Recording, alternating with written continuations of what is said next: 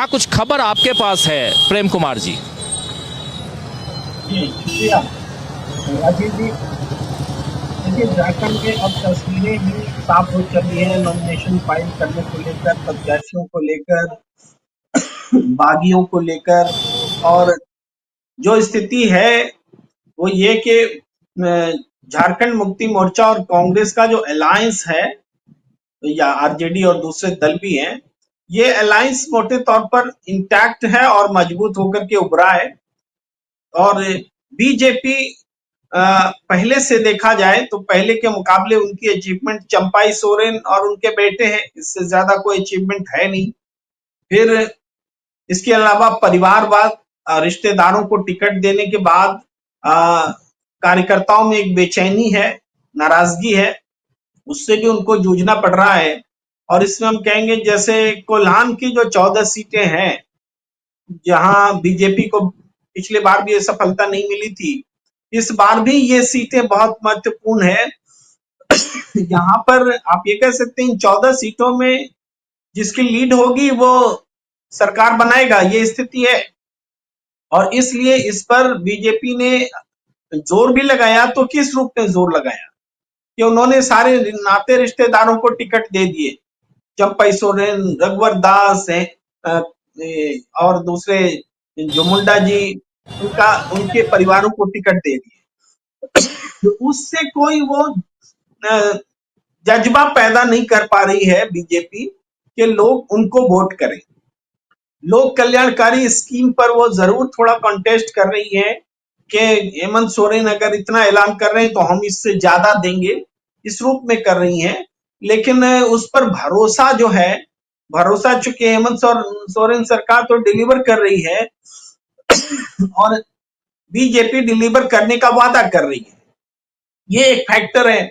दूसरी बात है कि नरेंद्र मोदी को लेकर के जो पॉपुलैरिटी का आडंबर जो बनाया जाता है, वो भी इस बार विधानसभा चुनाव में दिख नहीं रहा है। लोकसभा चुनाव में वोट्स ज्यादा मिले बीजेपी को, सीट्स बढ़त भी सीटों में ज्यादा मिली, लेकिन पिछले लोकसभा चुनाव के मुकाबले बढ़त भी घट गई बीजेपी की। इसके बावजूद कि उनकी लोकसभा चुनाव में विधानसभा वार बढ़त ज्यादा है, मगर लोकसभा का चुनाव चूंकि राष्ट्रीय स्तर पर लड़ा जाता है और विधानसभा का चुनाव बिल्कुल हेमंत सोरेन सरकार रहे या न रहे इस मुद्दे पर लड़ा जाता है। तो ये जो हेमंत सोरेन की जो छवि है उसके इर्द गिर्द पूरा चुनाव है। और यही कारण इसमें आप देखिए जो ट्राइबल्स की सीट्स हैं 28 सीटें, ये बहुत महत्वपूर्ण हो जाती हैं। और झारखंड मुक्ति मोर्चा के साथ जो पॉजिटिव बात है क्रॉस झारखंड, वो है कि ट्राइबल्स में केवल हिंदू आदिवासी ही नहीं, जो आदिवासी क्रिश्चियन है, जो आदिवासी मुसलमान है, वो लोग भी हेमंत सोरेन के बिल्कुल साथ है, उनका भी इंटैक्ट जो समर्थन बना हुआ है। यही कारण है कि अगर जहां कहीं भी कांग्रेस और झारखंड मुक्ति मोर्चा का मिल करके आप स्ट्राइक रेट देखते हैं तो उसके मजबूत होने का बेसिक कारण यही है। और अभी भी चूंकि आप देखेंगे पिछली बार जब कांग्रेस ने जीती थी 16 सीटें तो सबको चौंकाया था, लोग मान नहीं रहे थे कि इतनी सीटें जीतेगी कांग्रेस। मगर इस बार तो चूंकि इंडिविजुअली कांग्रेस का पोजीशन पूरे देश में पहले के मुकाबले और दुरुस्त हुआ है, राहुल गांधी फैक्टर हर जगह प्रभावी हुए हैं, तो ये एक नया फैक्टर इंडिया गठबंधन को मिला है। पहले मोदी फैक्टर बीजेपी को हुआ करता था, एनडीए को हुआ करता था, आज इंडिया गठबंधन में राहुल फैक्टर है।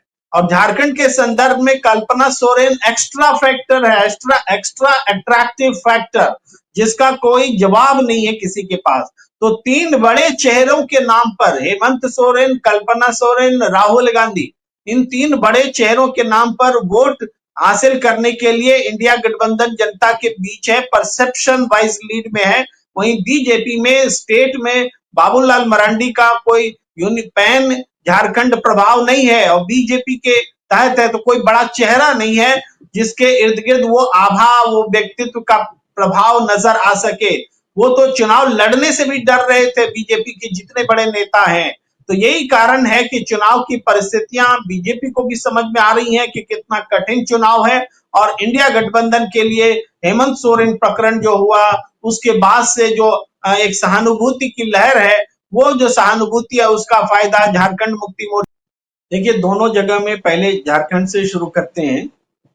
झारखंड में जो जेएमएम की ताकत है, इंडिया गठबंधन की ताकत, वो ताकत है, जैसे कि बहुत चर्चा हुई, आदिवासी वोट्स प्लस अल्पसंख्यक वोट और प्लस आप इसमें जोड़े तो महतो वोट जो ओबीसी का होता है उसका बड़ा चंक, ये तीनों वोट मिल करके एक तरह से विनिंग कॉम्बिनेशन बना देते हैं। यहां से तो इंडिया गठबंधन स्टार्ट कर रही है और उसमें जोड़े कौन सा वोट ये देखना है। अब मान लीजिए चंपई सोरेन चले गए बीजेपी में, तो चंपई सोरेन का जो समर्थक वर्ग है, उस समर्थक वर्ग का जो वोट का नेचर है, वो नेचर बीजेपी विरोध का है, ऐसा नहीं बीजेपी समर्थन का है। इसी तरीके से आप जैसे मधु कोड़ा है, मधु कोड़ा को आप ले गए, मधु कोड़ा के पास तो ऐसे भी भ्रष्टाचार के कारण उनके विरोध का वोट ज्यादा है, तो आपने मधु कोड़ा के विरोध के वोट को अपने साथ जोड़ लिया।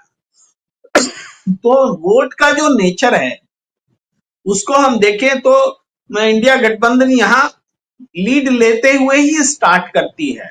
इसके अलावा बाकी फैक्टर्स की हम बात कर चुके हैं और अब हम थोड़ा स्विच ओवर करते हैं महाराष्ट्र की ओर। महाराष्ट्र में यह है कि वहां भी हम एक बात देखना चाहते हैं, कहना चाहते हैं कि जैसे अजित दादा पवार हैं, अजित दादा पवार का समर्थक वर्ग, उसके वोट का नेचर क्या है, एंटी बीजेपी है, बीजेपी का नहीं रहा है। इसके अलावा उनके ऊपर जो करप्शन के चार्जेस लगे, खुद बीजेपी नहीं लगाए, सच गलत अलग बात है, लेकिन अब वो पेंट हो चुके हैं।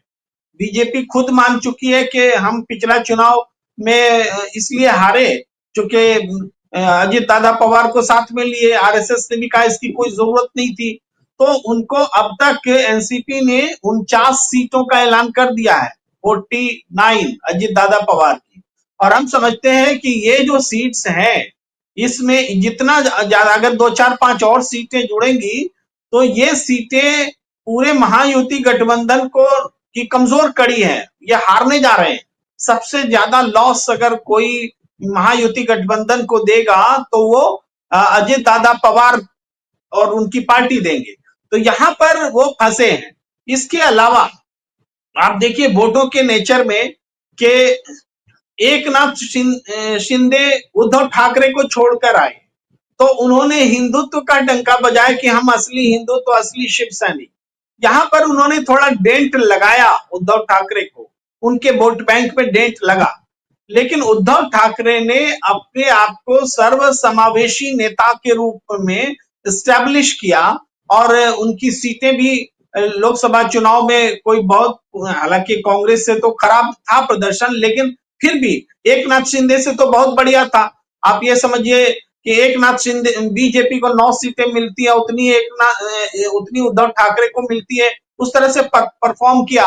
तो उद्धव ठाकरे के पास में जो वोट बैंक है वो नया जुड़ा है और एकनाथ शिंदे के पास जो वोट बैंक था वो उनसे खिसका है। ये दो इंपॉर्टेंट बात है। उसके बाद सबसे बड़ा जो मेन लड़ाई कांग्रेस और आप बीजेपी के बीच में देखिए, तो कांग्रेस पार्टी ने पूरे महाराष्ट्र में जबरदस्त वोट गेन किया है।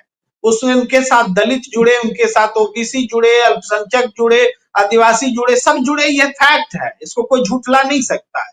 और दूसरी तरफ बीजेपी इन वोटों से दूर हुई, तो बीजेपी को आज महाराष्ट्र में कैसे देख रहे हैं, जैसे अजित पवार के लिए एक बुरा ये बना हुआ है परसेप्शन, वैसे बीजेपी के लिए भी बना है, वो कई मायनों में बना है। महाराष्ट्र गुजरात के संदर्भ में बना है कि ये गुजरात में ले जा रहे हैं सारे प्रोजेक्ट को, दिल्ली से चला रहे हैं महाराष्ट्र को, ये बांट रहे हैं, परिवार परिवार में लड़ा रहे हैं, पार्टी पार्टी में लड़ा रहे हैं, विधायकों की खरीद फरोख्त कर रहे हैं। ये सारी बातें नेगेटिव जो हैं वो चस्पा है बीजेपी पर।